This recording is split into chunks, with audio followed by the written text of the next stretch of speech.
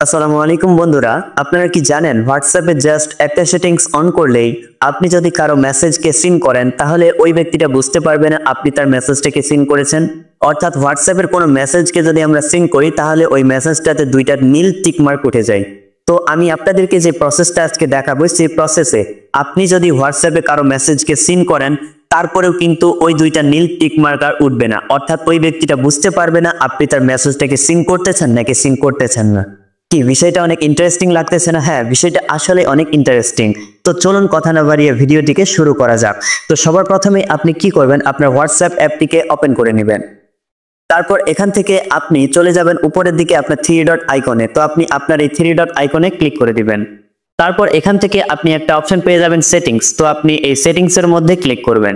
তারপর এখান থেকে আপনি একটা অপশন পেয়ে যাবেন প্রাইভেসি। তো আপনি এই প্রাইভেসির মধ্যে ক্লিক করবেন।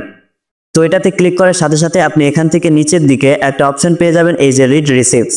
তো এটাকে আপনি যদি এখান থেকে অফ করে দেন তাহলে কিন্তু হোয়াটসঅ্যাপে যদি আপনি কারো মেসেজকে সিন করেন তাহলে কিন্তু কেউ বুঝতে পারবে না। তো আপনি কি করবেন, এটাকে এখান থেকে ক্লিক করে অফ করে দিবেন।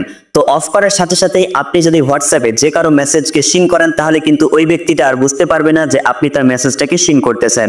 তবে এখানে আরেকটা বিষয় খেয়াল রাখতে হবে, আপনি যদি এই রিড রিসিভস অপশনটাকে এখান থেকে বন্ধ করে দেন, আপনি কারো মেসেজকে সিন করলে যেমন অন্যরা বুঝতে পারবে না, ঠিক সেই রকম অন্যরা যদি আপনার মেসেজকে সিন করে তাহলে আপনিও বুঝতে পারবেন না। তো এই রিড রিসিভস অপশনটাকে বন্ধ করার আগে আপনি অবশ্যই একটু ভেবে নেবেন যে এরকম হতে পারে। তো ভিডিওটি আজকের মতো এখান থেকে ছিল। যদি ভিডিওটি ভালো লাগে অবশ্যই চ্যানেলটিকে সাবস্ক্রাইব করে পাশে থাকা বেল বাটনটিতে ক্লিক করে অল করে দিবেন। আর এতক্ষণ পর্যন্ত সাথে থাকার জন্য ধন্যবাদ। দেখা হবে আবারও নতুন কোনো ভিডিও নিয়ে।